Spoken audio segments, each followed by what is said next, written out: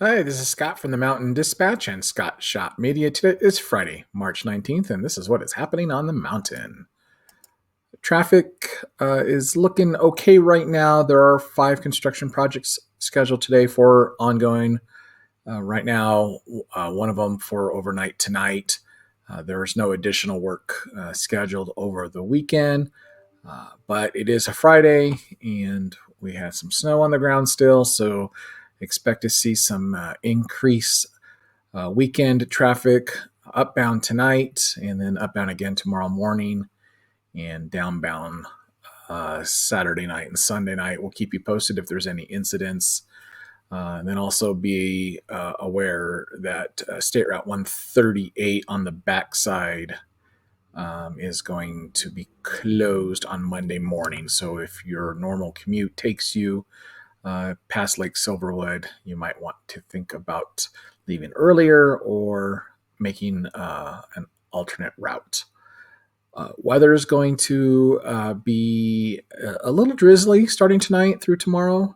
Maybe some gusty winds as well. It's a weak cold front, so we're not really expecting freezing temperatures. No snow, maybe just on the mountain top, on the peaks. But with the fog and the drizzle and the increased holiday traffic, just be extra cautious tonight, especially after the sun goes down. We are at little to no fire risk for the next couple days, thanks to this drizzle. But with some increased winds and drying out conditions, we slightly elevate to low fire risk for the remaining 5 days of the forecast period.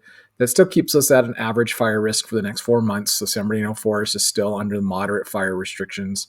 And we didn't report on this yesterday, kind of slipped through the cracks, but there was a structure fire in Valley of Enchantment yesterday. So if you live in the Crestline VOE area and you saw emergency vehicles, there was a structure fire. I'm not quite sure.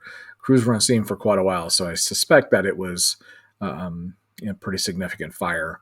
But we'll try to do some research today and find out more about that. 11 crimes were reported on the mountain in the past 48 hours.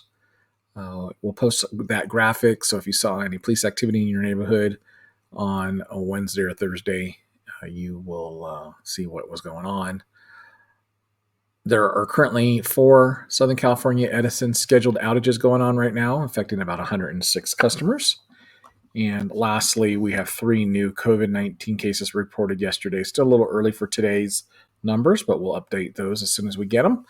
We're still standing with 4 deaths reported in the Lake Arrowhead and Running Springs area this week, which brings us to about 16 active cases on the mountain, or 16 positive cases reported in the last 10 days. So that's all that I have for you now. If you have a few minutes to stick around, we'll go into greater details, starting with traffic. We mentioned on Monday that there will be closure on State Route 138 right by Lake Silverwood. So between 8 p.m. and 3 p.m., you might want to find a different route. There might be detours. I didn't see that it said that there was, but they are doing some guardrail repairs.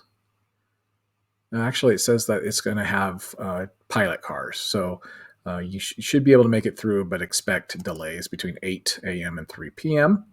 Lots of construction going on today.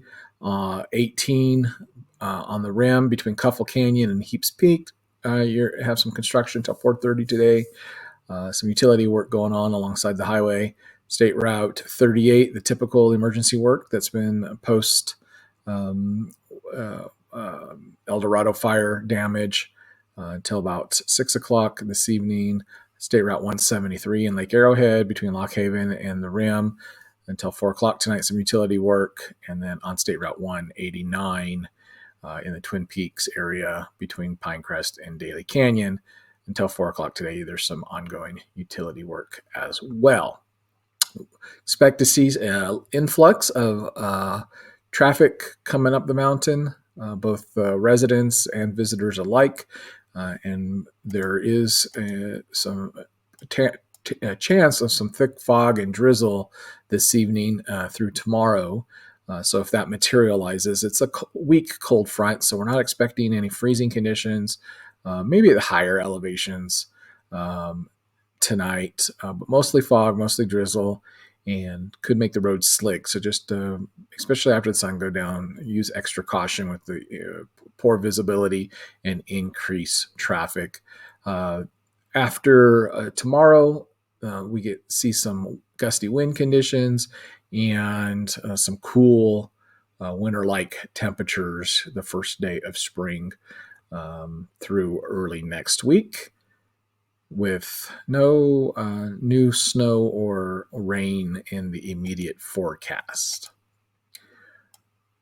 No hazardous weather to speak of, except for some potential strong wind gusts as this weak cold system blows out tomorrow. And then we have our next chance of wind Wednesday and Thursday next week. But it'll be a weak Santa Ana condition. Still a little too far out to be 100% accurate. We need like 3 days. So probably Sunday, Monday, we'll have a better idea of what these winds are going to look like if they develop at all. Right now, fire danger is looking pretty good on the mountain. For the next couple of days, we'll be at a low to little to no risk. And then on Monday, that elevates to, actually on Sunday, that elevates to a low risk for the next 5 days due to some drying out conditions, low fuel moisture content. And that's low risk for a new fire start and new fire spread. That's average for this time of year, and that'll remain the same, hopefully, for the next 4 months. And the forest floor remains under moderate fire danger restrictions. There were Twin Peaks Sheriff Station is asking for assistance to help identify some stolen property. They found some power tools and miscellaneous construction equipment. So if you are missing anything, if something was stolen from you, especially in the Lake Arrowhead area, please contact the Twin Peaks Sheriff Station and to help identify your stolen items. Over in Big Bear, there was a person arrested for possession of child pornography. The Big Bear Sheriff Station is asking for the public's help. If you know of any children that might be a victim of this person, please contact the Big Bear Sheriff's Station. Additionally, there were 11 crimes reported over the mountain in the last 48 hours.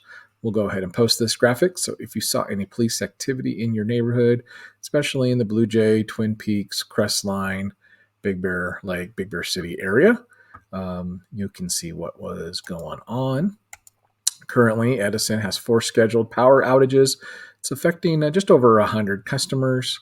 Power should be restored to everybody today by 4:30.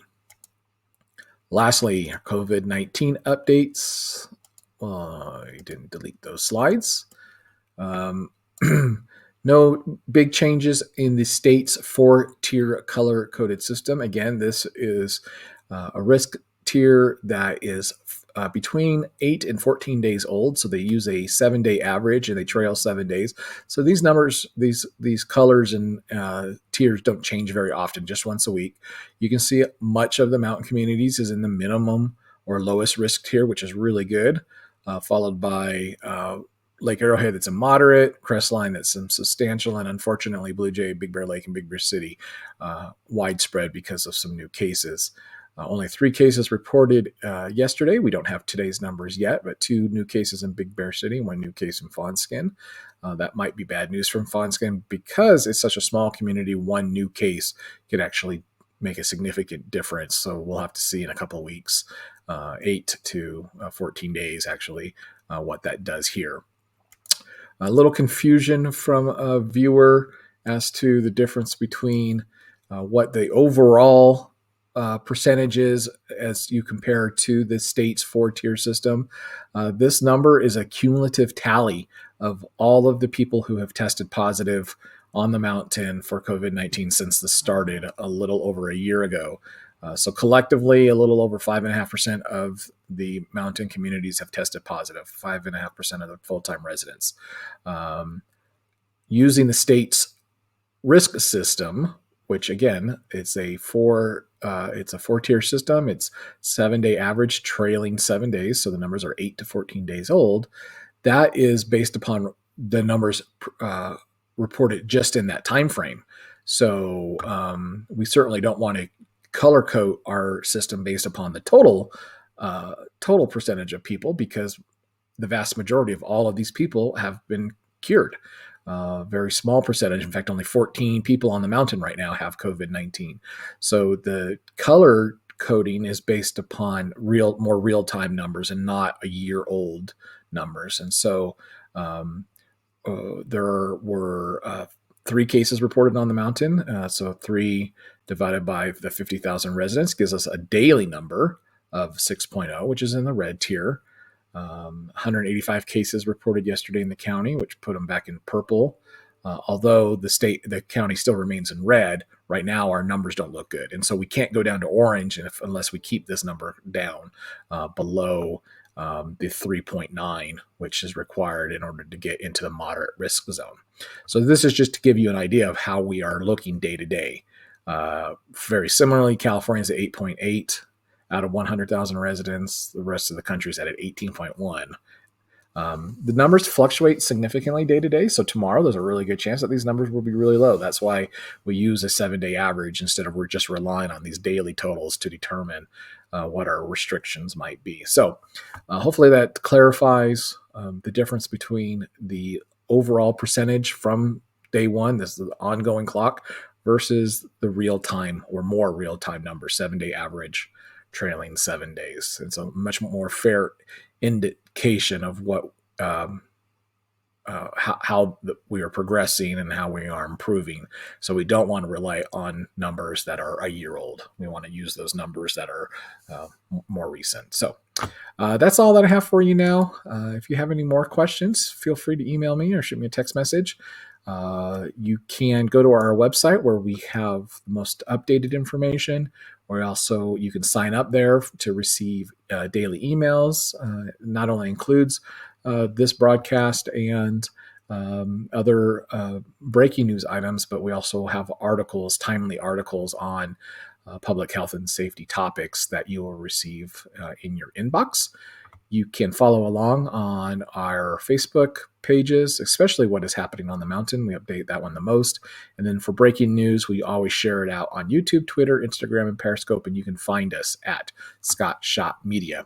We're not going to do a broadcast likely tomorrow or Sunday unless there's something significant going on, but we will be sharing information on Facebook, YouTube, Twitter, Instagram, and Periscope as things develop with traffic, with the weather, or any other breaking news. You have a safe weekend, and we will talk to you soon.